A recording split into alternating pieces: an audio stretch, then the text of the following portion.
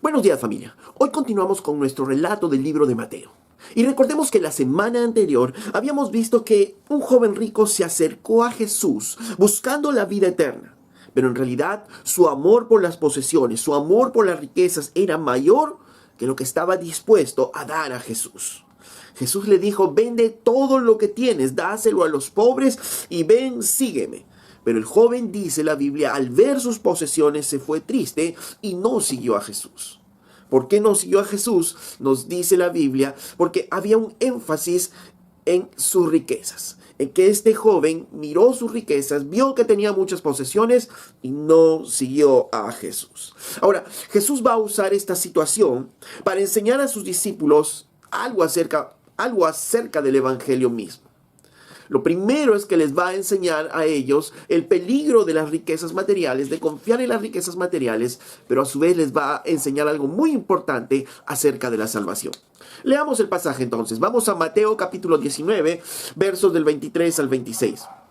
Dice: entonces Jesús dijo a sus discípulos: de cierto os digo que difícilmente entrará un rico en el reino de los cielos. Otra vez os digo que es más fácil pasar un camello por el ojo de una aguja que entrar un rico en el reino de Dios. Sus discípulos, oyendo esto, se asombraron en gran manera, diciendo: ¿quién pues podrá ser salvo? Y mirándolos Jesús les dijo: para los hombres esto es imposible, mas para Dios todo es posible. Ok, vamos entonces al verso 23. Dice: entonces Jesús dijo a sus discípulos: de cierto os digo. ¿No? Jesús comienza esta parte del relato haciendo un énfasis, diciendo: de cierto os digo, haciéndoles ver que te pongan atención a lo que Él va a decir. Pongan atención a estas palabras, ¿no? A esto especial que Él va a decir. Tal vez Jesús, mirando al joven rico que se iba tristemente, Jesús dijo: difícilmente entrará un rico en el reino de los cielos. Y aquí encontramos de nuevo esta palabra o esta frase: el reino de los cielos. Y reino de los cielos, vida eterna, salvación, el reino de Dios, en este caso son sinónimos. Y nos está hablando acerca de la salvación, ¿no? Cuando dice que no entrará al reino de los cielos, está hablándonos de salvación. Entonces Jesús nos está diciendo que difícilmente un rico se salvará. ¿No? Miren, la escena: el joven rico entonces se acerca a Jesús buscando vida eterna. Jesús le hace ver de que en realidad no tiene el corazón, no quiere realmente seguirle a Jesús. Y entonces este joven, a pesar de que Jesús le dice: vende todo lo que tienes y ven, sígueme, este joven se va tristemente dejando a Jesús. Y Jesús, mirándole en el horizonte cómo se iba, les dice a sus discípulos: escuchen esto con atención. En verdad les digo que un rico es difícilmente que entre al reino de los cielos. Que un rico es difícil que se salve. Ahora, recordemos por qué el joven rico no pudo ser salvo. Es porque no estuvo dispuesto a darlo todo por Jesús. No quería seguirlo. Jesús les dio la oferta: ven, sígueme. Haz esto y ven, sígueme. Este joven quería la salvación a su manera.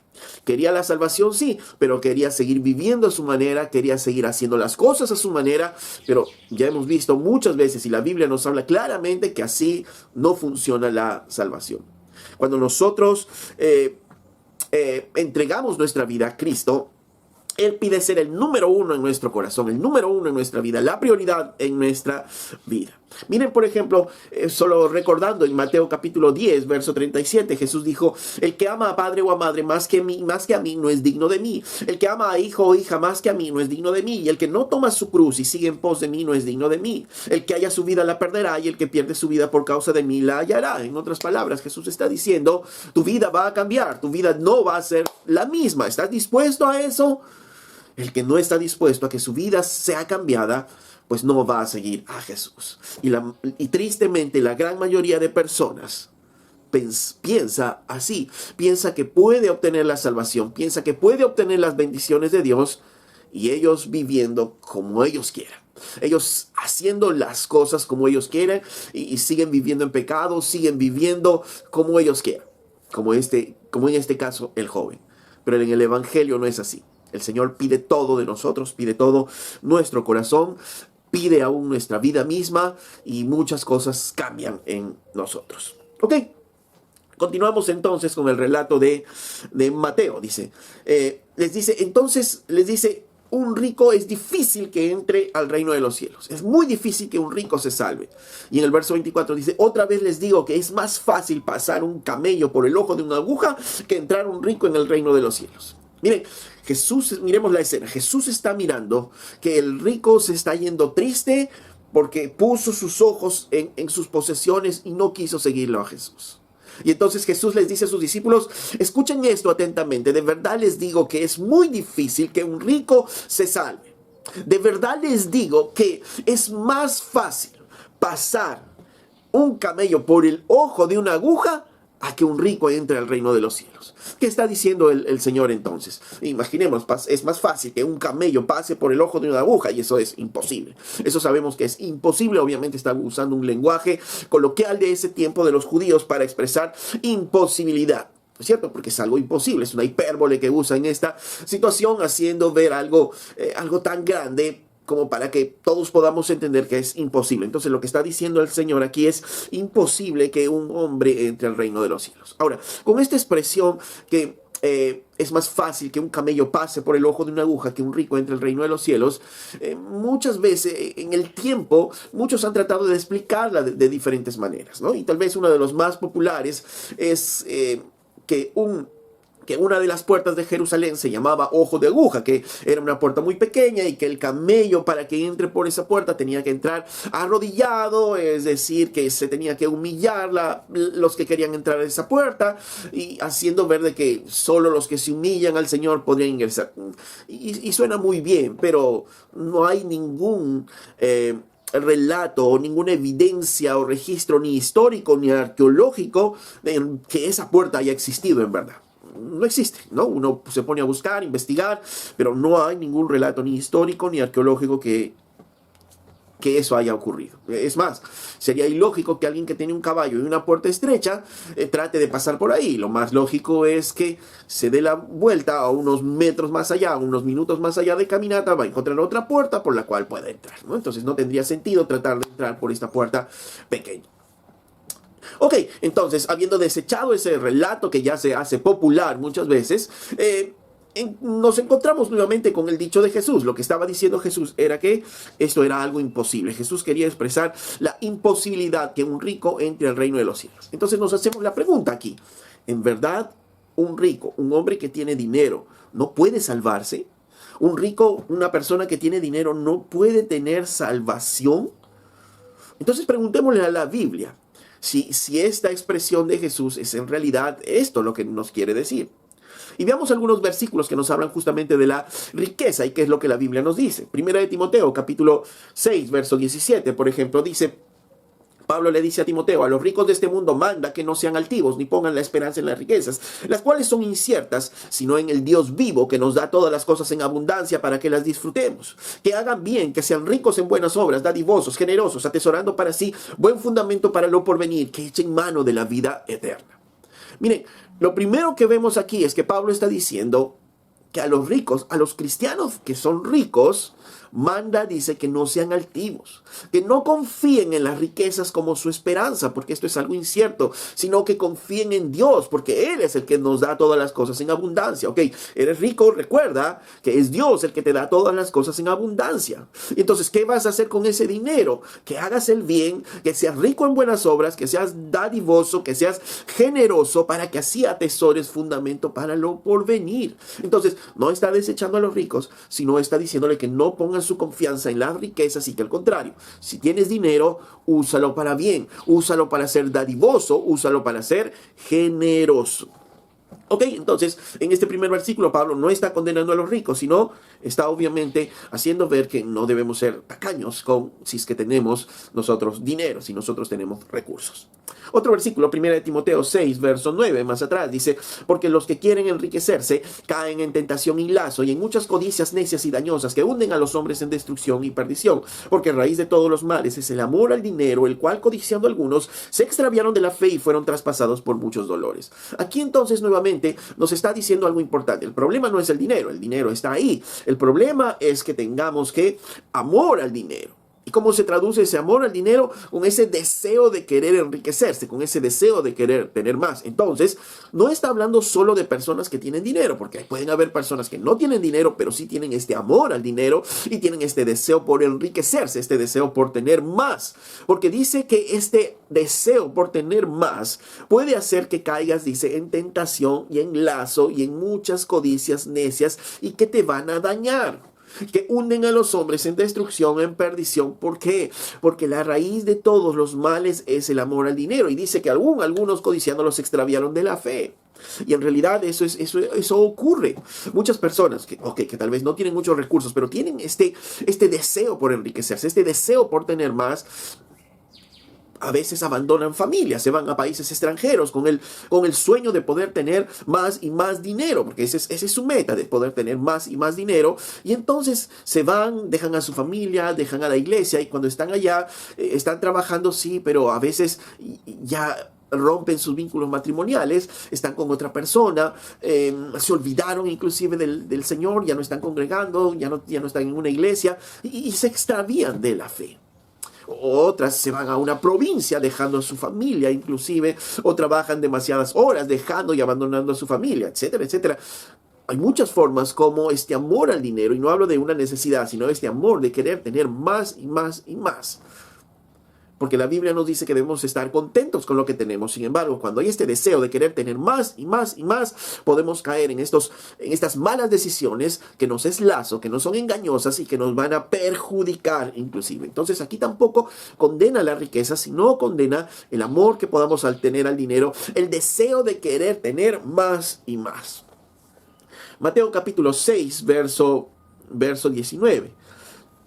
Jesús decía: no os hagáis tesoros en la tierra, donde la polilla y el orín corrompen y donde ladrones minan y hurtan, sino haceos tesoros en el cielo, donde ni la polilla ni el orín corrompen y donde los ladrones no minan ni hurtan.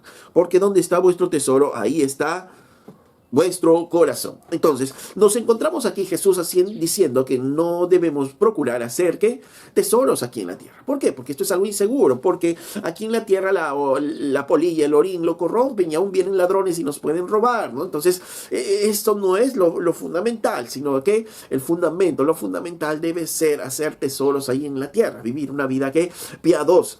¿Por qué? Porque debemos tener cuidado, porque donde está nuestro corazón, donde está nuestro tesoro, ahí está nuestro corazón. Si nuestro mayor tesoro, lo que más anhelamos, está en los bienes terrenales, en las cosas de la tierra, entonces ahí va a estar nuestro corazón. Nuestro corazón va a estar en la tierra y obviamente se va a alejar de Dios mismo. Pero si nuestros mayores valores están en las cosas celestiales, están en las promesas de Dios allá en el cielo, entonces nuestra mirada va a estar en el cielo, y lo terrenal, tengamos más o tengamos menos, no va a impedir que sigamos nosotros mirando lo celestial.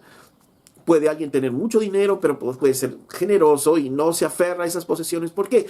Porque él va a ser generoso, va a ser dadivoso, porque él sabe que su mayor tesoro está en los cielos, no está en las cosas de aquí en la tierra.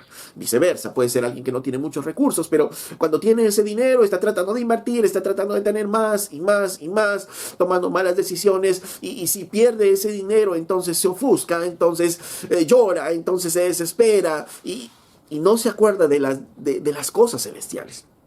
Ese efecto puede producir el dinero, y eso es lo que Jesús decía, ¿no? Porque allí donde está tu tesoro, donde está lo que más vale, ahí está tu corazón. ¿Dónde está tu corazón? ¿En las cosas de la tierra o en las cosas celestiales? En las promesas de Dios.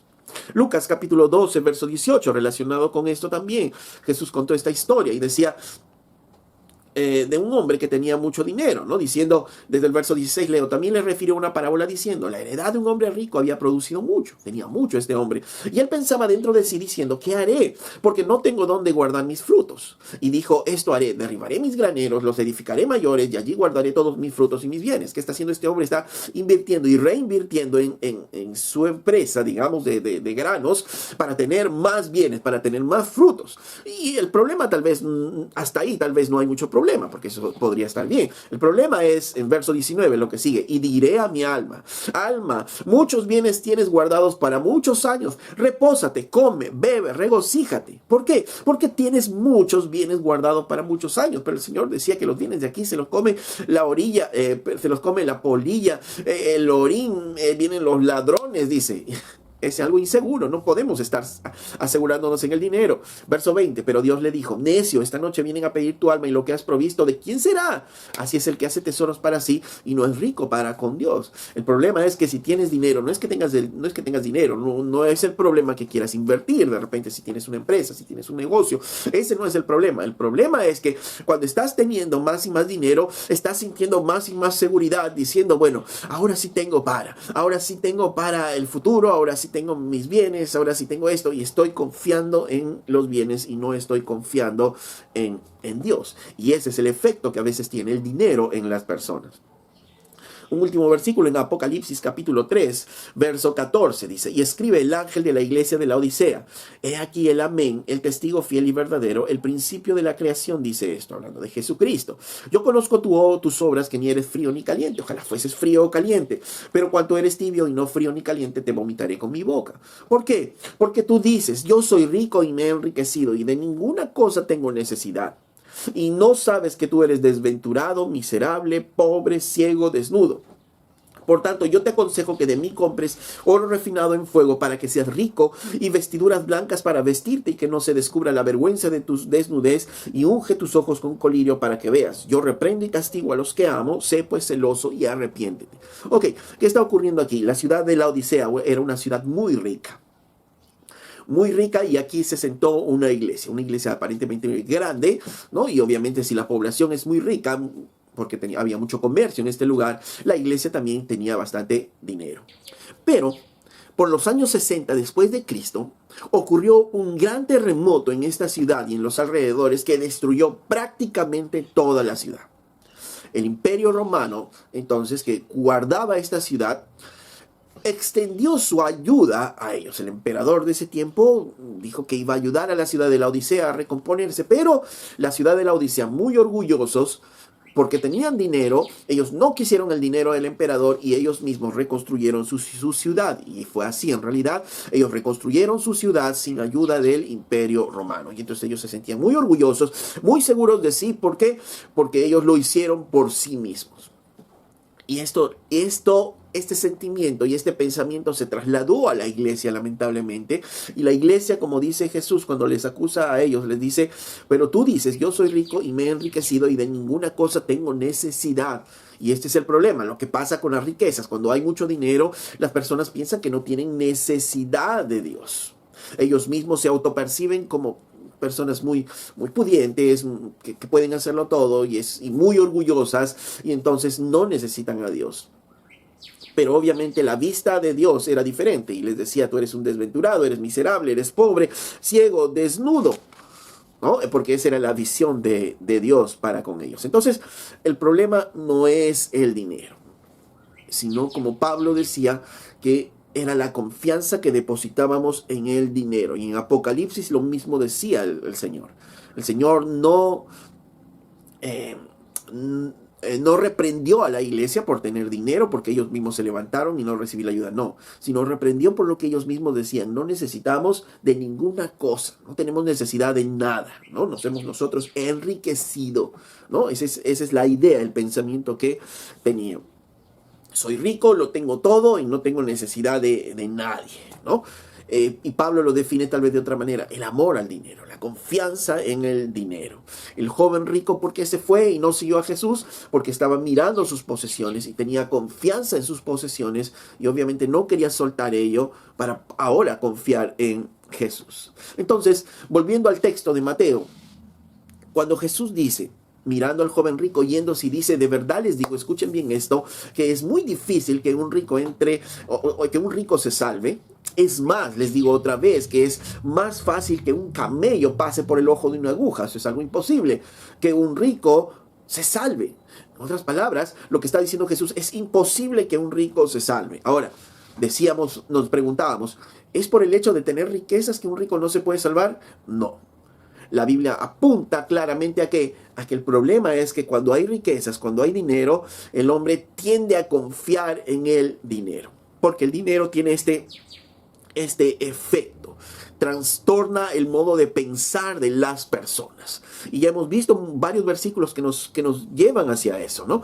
A mirar cómo es que el dinero transforma el pensamiento de las personas y empezamos a tener una percepción equivocada de nosotros mismos y de nuestra necesidad por Dios. El dinero puede nublar nuestro entendimiento, puede nublar nuestra visión y no permite que nosotros miremos verdaderamente las cosas como son, ¿no? Las riquezas, por ejemplo, nos dan una falsa autonomía, una falsa independencia, como era la iglesia de la Odisea, ¿no? Ellos eran ricos, lo hicieron por ellos mismos y no tienen necesidad de nada. Y esa es la falsa seguridad que hay, ¿no? Que cuando tienes dinero no necesitas nada ni de nadie. ¿Y esto por qué? Porque si tienes necesidad de salud, por ejemplo, no tienes que hacer colas en un hospital, no tienes que hacer colas, digamos, en la seguridad social. ¿Qué puedes hacer si tienes dinero? Te vas pues a pagar a una clínica y te vas con los mejores exámenes, con los mejores especialistas. Entonces, si tienes necesidad de salud, abres tu billetera y puedes pagar. Tienes necesidad de divertirte, ok, quiero ir a un concierto, quiero un evento. Muy bien, los primeros lugares... Los lugares VIP, abro mi billetera y pago. Me da una cierta seguridad, ¿no? Ahora, si quiero hacer un trámite y de repente tengo que hacer una cola muy larga, el tiempo, entonces el dinero trastorna mi pensamiento y yo digo, no, pero yo no tengo que esperar todo eso. Y busco a quién, busco que alguien pueda ayudarme cuando yo le doy una propina y esa persona me pone en primer lugar, me adelanta la cola, me adelanta la cita. ¿Por qué? Porque tengo dinero. Y el dinero me da esa sensación, esa falsa seguridad de que yo lo puedo todo. Quiero que mi hijo esté en un equipo y de repente se cerraron las inscripciones, se cerró todo, ya no hay forma de nuevo, abro mi billetera y de repente alguien me puede facilitar para que mi hijo pueda entrar a ese club, pueda entrar a ese equipo y todo se soluciona abriendo la billetera. Quiero conquistar a una chica, entonces la llevo a un buen restaurante, la llevo a un buen lugar, la llevo de paseo a un buen lugar. ¿Qué hago? Abro la billetera. Entonces, la billetera abierta, cuando hay dinero, me da esa falsa sensación de seguridad. Porque creo que con el dinero puedo comprar favores y puedo hacer lo que quiera. De ahí inclusive la frase de, el dinero, todos tienen un precio. Solo dilo, ponlo y yo te lo pago. ¿Por qué? Porque hay esa falsa sensación de seguridad, esa falsa sensación de confianza, una confianza en uno mismo, en las posesiones que tenemos, ¿no? En la forma como vivimos. Inclusive creemos que ya no tenemos que rendir cuentas ni siquiera a las autoridades. ¿Por qué? Porque toda autoridad se puede comprar. Miren cómo el dinero puede hacer que salgan todas esas cosas en nosotros, ¿no? Cuando hay dinero, obviamente no podemos pensar así, pero cuando ya hay el dinero, viene la tentación y empieza a salir todo ello. Si no, solo miremos, ¿no? A la gente que tiene dinero y a veces es parada por un policía en las calles, ¿cómo es que reacciona? Insulta al policía, lo agrede, y esto no solo en este país, en muchos países podemos ver, y es la misma actitud. El que tiene dinero cree que puede violar las leyes, cree que porque es porque su familia es de repente de la policía, es amigos de generales, y entonces pueden violar las leyes del país. A la Odisea le decía, el Señor le decía, ¿no? Tú dices no tengo necesidad de nada. Y ese es el problema. Cuando confiamos en las riquezas, hay una falsa sensación de autonomía y hay una falsa sensación de que lo podemos hacer todo, que no necesitamos a Dios. ¿Para qué vamos a necesitar a Dios si todo lo podemos? Todo está a nuestro alcance. Diversión, salidas, un viaje, salud, todo está a nuestro alcance. Entonces, ¿para qué necesito a Dios? ¿Para qué necesito a Dios?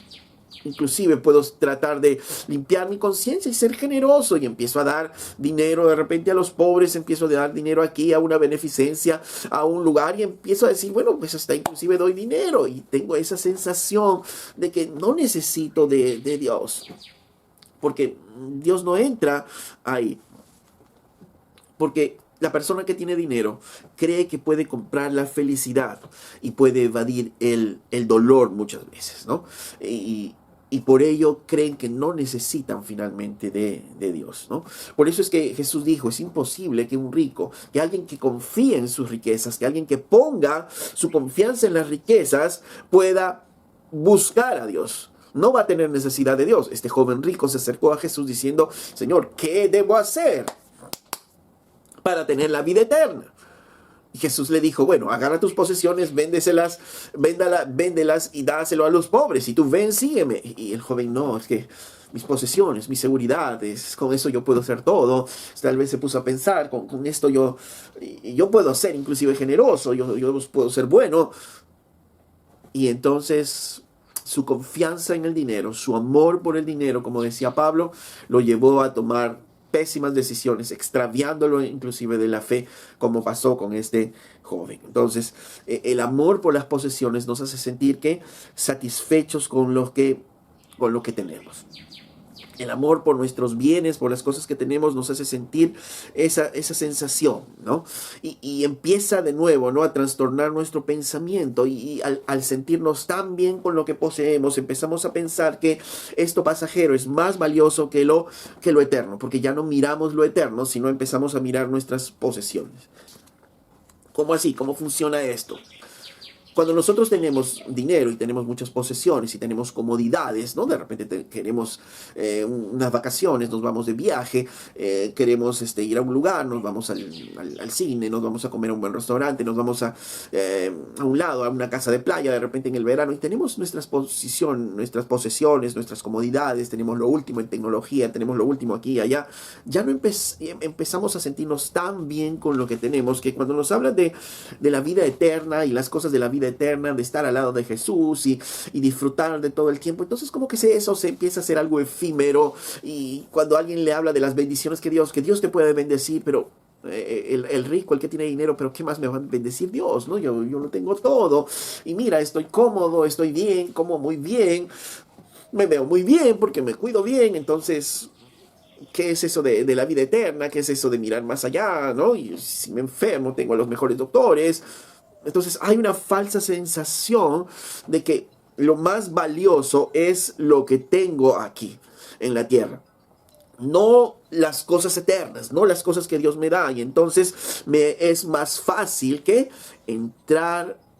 difícil entrar al reino de los cielos, pensar en el reino de los cielos. ¿Por qué? Porque eso pasa con el dinero, tiene una capacidad de nublar nuestro entendimiento. De manera que el que ama sus posesiones, el que ama el dinero, ¿qué pasa? Quiere tener más, quiere tener mucho más, y entonces no siente la necesidad de buscar el reino de los cielos, ¿no? No está contento con lo que tiene, sino está buscando más y más y más dinero, ¿no? La Biblia nos dice que debemos estar contentos con lo que tenemos, pero no estamos contentos. El que tiene dinero quiere tener más. Y esto es algo que ocurre, y eso tiene ese efecto, el dinero. El que tiene más quiere seguir buscando más, y quiere seguir buscando más y más, como vimos en la historia de este hombre cuando Jesús nos contó que derribó sus graneros para hacer graneros más grandes. Y hay una búsqueda de más y más. Entonces no tiene tiempo y no tiene ojos para buscar la piedad, para buscar lo eterno, y solamente está buscando ¿qué? Está buscando lo terrenal, está buscando las riquezas de esta tierra, ¿no? Y por todo esto Jesús dijo que el que tenía amor por las riquezas, el que tenía su confianza en las riquezas, pues le era imposible ser salvo, porque tendría que dejarlo todo. Porque Jesús le dice que tiene que dejar ese corazón hacia las riquezas y tiene que voltear su corazón hacia Dios. Y eso le es imposible cuando alguien tiene un bien tan preciado como es el dinero, como es las riquezas. Entonces, Jesús por eso dijo, es imposible que un rico entre al reino de los cielos, ¿no? No por el dinero en sí, sino porque su corazón está en las riquezas, porque su corazón ama tanto esos bienes, como pasó con este joven rico. Miró sus riquezas, miró sus posesiones y le dijo no a Jesús. Ahora, volvemos al relato del libro de Mateo. Dice en el verso 25 que cuando escucharon a Jesús hablar así, sus discípulos, oyendo esto, se asombraron en gran manera, diciendo, ¿quién pues podrá ser salvo? ¿Por qué es que dijeron a Jesús esto? ¿Por qué ellos se asombraron tanto? ¿Y por qué expresaron esto? Entonces, ¿quién podrá ser salvo?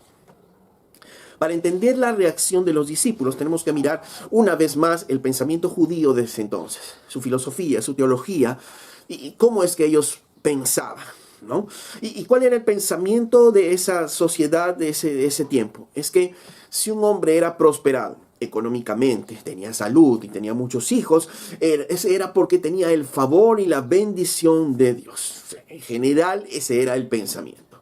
Tenía más hijos, era más bendecido por Dios. Tenía buena salud, estaba siendo bendecido por Dios. Tenía dinero, estaba siendo bendecido por Dios. Dios estaba favoreciéndole, Dios estaba contento con esa persona y por eso le estaba bendiciendo. Pero cuando alguien no tenía dinero, cuando alguien era pobre, es porque algo seguramente estás haciendo, algo está pasando, algo estás pecando, ¿no? Como le pasó a Job. Job lo perdió todo y sus amigos lo primero que le recriminaron es, seguramente algo estás haciendo a escondidas. Ya, confiesa tu pecado de una vez para que Dios te pueda perdonar, ¿no? Y esa era la mentalidad de los judíos, ¿no? El pensamiento de el que tiene más es porque tiene el favor de Dios, es porque está viviendo bien, es porque está haciendo algo bien que tiene el favor de Dios.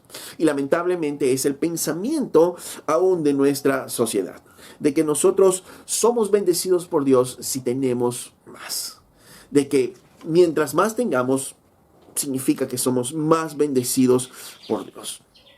Y si no tenemos, entonces la pregunta que viene es, ¿y por qué está así? ¿Por qué Dios lo está castigando así? ¿Por qué es que Dios lo está poniendo en estos apuros, no? Y aún ese pensamiento de la sociedad se ha infiltrado a la iglesia el día de hoy, ¿no? Pensando lo mismo, que mientras más dinero, más prosperidad, hay más bendición de Dios. Y lamentablemente en algunos púlpitos se sigue predicando eso, que mientras más prosperidad significa más bendición de Dios y mientras menos prosperidad significa que Dios no te está bendiciendo, algo estás haciendo mal y por eso estás así, ¿no? E inclusive muchos hombres llevan a otros a decir, haz un pacto con Dios para que pague tus deudas, haz un pacto con Dios para que Dios te bendiga, haz un pacto económico con Dios para que Dios te dé salud, ¿no? Para que convierta a las personas, haz un pacto con Dios y convierten finalmente la relación que debemos tener con Dios en una relación mercantilista, ¿no? En una relación en la cual mientras yo doy dinero, Dios me va a devolver dinero a mí. Obviamente no tiene nada de malo en dar. Ya leímos, Pablo le decía a Timoteo, el que tiene dinero, dé generosamente, sea dadivoso y haga buenas obras con ese su dinero, pero no significa que si yo doy, entonces Dios me tiene que devolver aún mucho más, ¿no? Como que yo estoy invirtiendo en Dios y Él es un banco y me tiene que devolver con intereses. No, así no funciona Dios, así no funciona la Biblia. La Biblia no nos dice eso para nada, ¿no? Entonces, quitémonos esos pensamientos, ¿no? De nosotros, porque Jesús mismo dijo, cuidado. Es imposible para alguien que tiene riquezas y que tiene que confiar en sus riquezas, entonces entrar al reino de los cielos. Ahora, si tenían este pensamiento los discípulos de Jesús, miremos la escena nuevamente. Empiezan a mirar al joven rico que se aparta de Jesús tristemente. Entonces, ellos obviamente lo ven y dicen, pero este favorecido por Dios se está apartando. Y ahora Jesús les dice, pongan atención a esto. ¿Saben qué? Es difícil que un rico se salve. Es más, yo les digo que es más fácil que un camello pase por el ojo de una aguja que un rico se salve. Wow, entonces obviamente ellos están diciendo, esto es imposible. Jesús está diciendo que es imposible que un rico se salve. Pero entonces, si estos ricos, estos que tienen bendición de Dios, estos que tienen riqueza, que están más cerca de Dios, que son favorecidos por Dios, no pueden salvarse, entonces, ¿quién puede salvarse? Si estos que son favorecidos por Dios, que están más cerca de Dios, no pueden salvarse, nosotros que no tenemos nada, ¿cómo nos vamos a poder salvar? ¿Quién puede salvarse? Esto es algo imposible. Entonces, la salvación es algo imposible. Y esa es la conclusión a la que llegaron. Por eso es que en el verso 25 dice, cuando sus discípulos oyeron esto, se asombraron en gran manera. Como dice en otra versión, se quedaron atónitos, se quedaron con la boca abierta cuando Jesús dijo esto. Y entonces dijeron ellos, entonces, ¿quién puede ser salvo si estos que son favorecidos por Dios no pueden salvarse? Entonces, ¿quién puede salvarse? ¿Quién va a poder salvarse? Y Jesús les responde. Y justamente ahí les responde, y en esa respuesta está la enseñanza a la cual quería llevarles Jesús. Quería recordarles algo muy interesante. Ellos llegaron a la conclusión entonces de que ¿quién podía salvarse? Entonces, ni las posesiones, ni nuestros propios logros podían hacer que un hombre se salve. Era imposible entonces que un hombre se salve. Si un rico no puede salvarse, como decía Jesús, entonces, ¿quién va a poder salvarse? ¿Quién? No hay nadie entonces que pueda salvarse, ¿no? Y Jesús dice ahí, Mas lo que para los hombres esto es imposible, mas para Dios todo es posible. Y Jesús reafirma esto y dice, para los hombres esto es imposible, mas para Dios es posible. ¿Qué es imposible? Que un camello pase por el ojo de una aguja. Que es imposible que un hombre se salve con sus riquezas, que un hombre se salve con sus méritos, que un hombre pueda agradar a Dios de alguna manera. Nadie puede agradar, ni las posesiones materiales, ni los logros terrenales, ni los logros individuales pueden hacer que el hombre se salve. Y esa es la enseñanza a la cual Jesús apuntaba. ¿Por qué? Porque el hombre ha violado la ley. Recordemos que Jesús le hizo ver al joven rico inclusive eso. El hombre ha violado la ley y el hombre es culpable delante de la ley. Recordemos, cuando ponemos en el estándar correcto de la ley, todos nos hacemos culpables delante de la ley. Y la ley misma dice, si es violada en una de las disposiciones, entonces hemos violado toda la ley. Y si hemos violado toda la ley, somos culpables entonces delante de un Dios justo y delante de un Dios santo. Y aún nosotros podemos pensar que hacemos cosas buenas, que aparentemente somos buenos, pero frente a Dios, frente a ese Dios justo, frente a ese Dios santo, pues aún lo bueno que podemos hacer no es nada. La Biblia nos dice en Isaías capítulo 64, verso 5, dice, les leo en la Nueva Traducción Viviente, dice, tú recibes a quienes hacen el bien con gusto, a quienes siguen caminos de justicia. Pero has estado muy enojado con nosotros porque no somos justos. Pecamos constantemente. ¿Cómo es posible que personas como nosotros se salven? Estamos todos infectados por el pecado y somos impuros. Cuando mostramos nuestros actos de justicia no son más que trapos sucios. Como las hojas del otoño nos marchitamos y caemos y nuestros pecados nos arrasan como el viento. Sin embargo, nadie invoca tu nombre ni ruega tu misericordia. Por eso tú te apartaste de nosotros y nos entregaste a nuestros pecados. ¿Qué está diciendo aquí en Isaías? En Isaías está diciendo, sí, tú estás dispuesto a venir por los hombres que hacen el bien, por los hombres que hacen justicia. Pero nosotros somos hombres injustos. Nosotros somos hombres que vamos pecando a cada rato. Estamos infectados por el pecado. Y aun cuando queremos mostrar nuestras buenas acciones para ti, son como trapos sucios esas buenas acciones. Nuestras vidas son como esas hojas de otoño que caen al piso y los pecados nos arrasan y nos llevan por aquí, por allá. Y a pesar de eso, ni siquiera invocamos tu nombre, no rogamos tu misericordia. Por eso tú nos abandonaste en nuestros pecados, dice ahí en Isaías. La actitud del joven rico fue o pensaba que él era bueno, aunque a veces hacía algunas cosas malas. Por eso decía, ¿qué más me falta? Ya lo he hecho todo esto, ¿qué más me falta? Tenía esa sensación de que era bueno y a veces hacía cosas malas. Y muchas veces, muchas personas en esta sociedad siguen pensando eso, que son buenas, aunque a veces hacen algunas cosas malas. Y cuando pensamos así, es como si nosotros agarráramos el dinero del monopolio y nos fuéramos a un banco a abrir una cuenta del banco. ¿Qué diría el banquero cuando nos ve con nuestro dinero del monopolio ahí para abrir una cuenta de banco? Pues se ríe, pues porque son como trapos sucios, como billete que no vale, esto no vale aquí, y tú no puedes abrir una cuenta aquí, esto no vale para nada. Y cuando presentamos nuestros actos de justicia, nuestros actos buenos, ¿no? Porque nos decimos buenos, pues así se ríe Dios, porque no son nada delante de Él.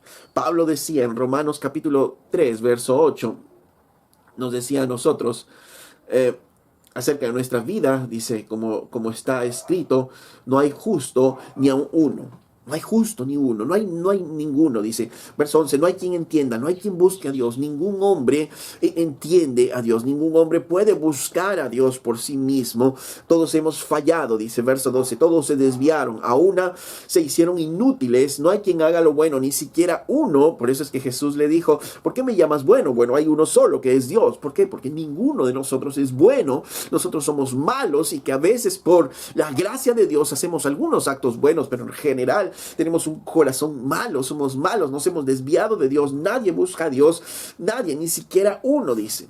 Y cuando hablamos, dice verso 13, el sepulcro abierto es nuestra garganta, dice, es como un sepulcro que apesta, porque nuestras lenguas, dice, engañan, es veneno de áspide debajo de sus labios, ¿no? Y su boca está llena de maldición y de amargura, porque cuando abrimos nuestra boca solo hablamos, ¿qué?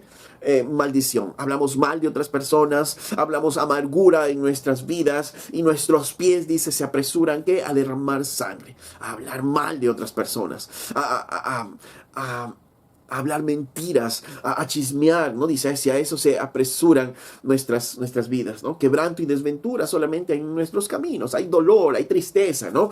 Y no conocieron el camino de paz, estamos intranquilos, inquietos, ¿no?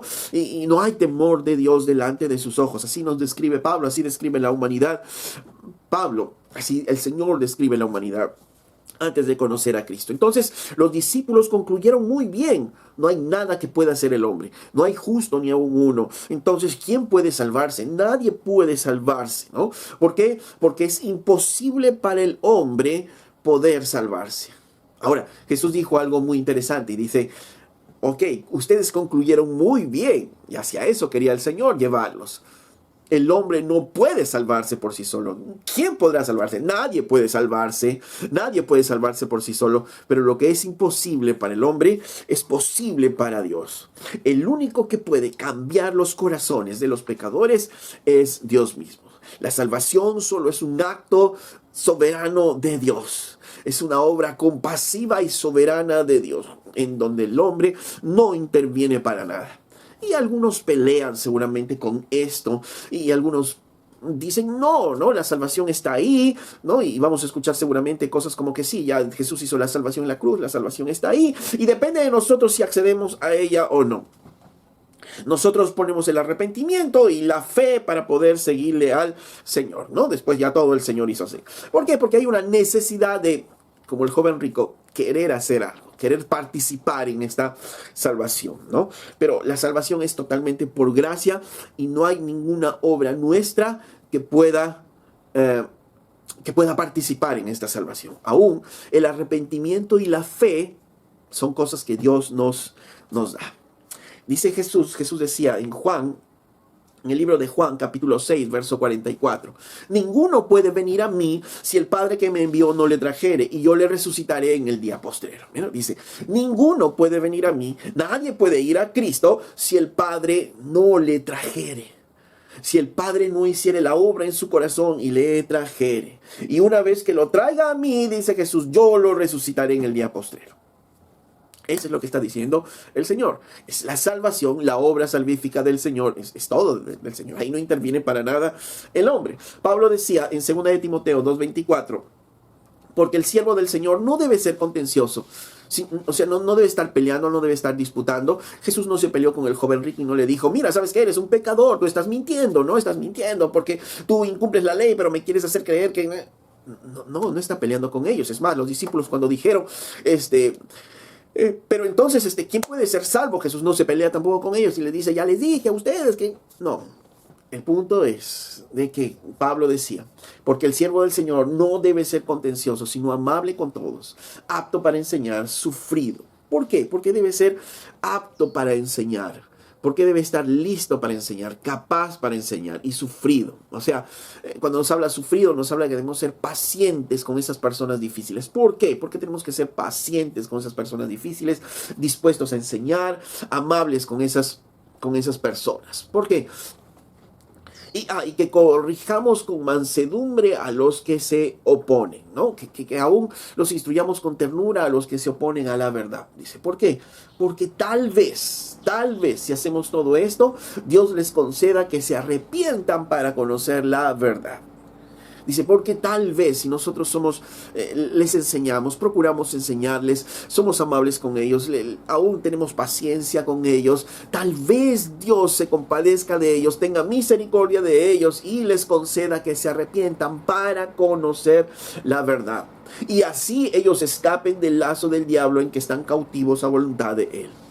Pablo está diciendo, hay un grupo de personas que están cautivos por el diablo, ciegos espirituales, que no conocen la verdad de Dios y a veces se oponen a nosotros, a veces están resistiendo a la verdad, pero nosotros, ¿qué tenemos que hacer? No vamos a pelearnos con ellos, sino ser amables, mostrarles el amor del Señor, aun cuando los corrijamos, lo hagamos con mansedumbre, y le llevemos la palabra, estemos dispuestos a enseñarles, porque tal vez Dios tiene la misericordia y que ellos puedan conocer la verdad.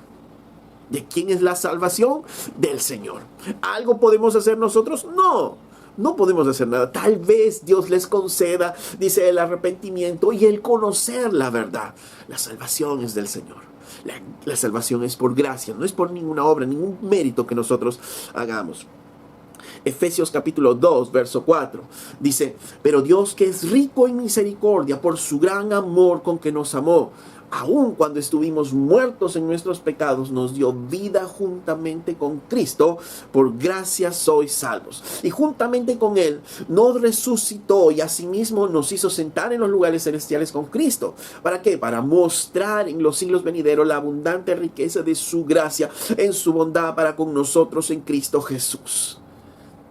¿Qué está queriendo decir aquí Pablo? Dice que Dios, que es rico en misericordia, cuando nosotros estábamos muertos, cuando no merecíamos nada, el Señor nos dio la salvación, nos dio la gracia, cambió nuestros corazones y hizo que nos arrepintamos finalmente. ¿Para qué? Para mostrar, dice, en el futuro, dice, la abundante riqueza de su gracia y poder decir, miren a este, yo lo salvé. ¿Por qué? Por gracia, porque soy bueno, ¿no? Y poder mostrar las abundantes riquezas de su gracia en su bondad para con nosotros.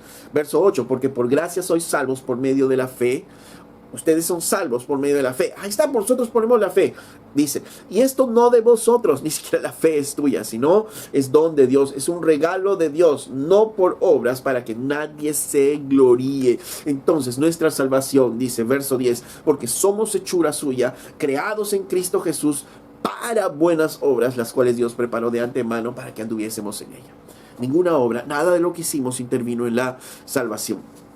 Por eso es que al entender que la salvación es solo del Señor y solo viene de Dios, y eso es a lo que apuntaba el Señor, entonces ¿quién puede salvarse? Nadie. Es imposible para el hombre salvarse. Entonces ¿quién puede salvarlo? Es Dios.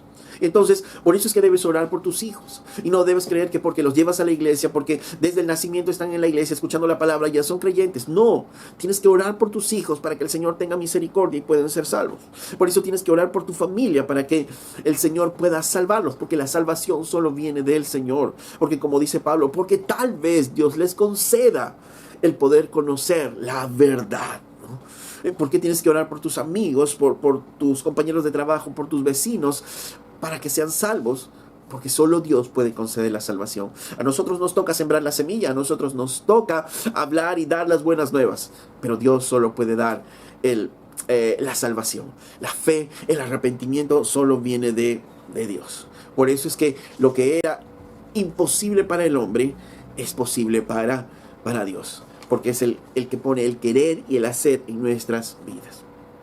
El joven rico se acercó al Señor. ¿Qué tengo que hacer para tener la vida eterna? Y Jesús pudo decirle, cree en mí, listo.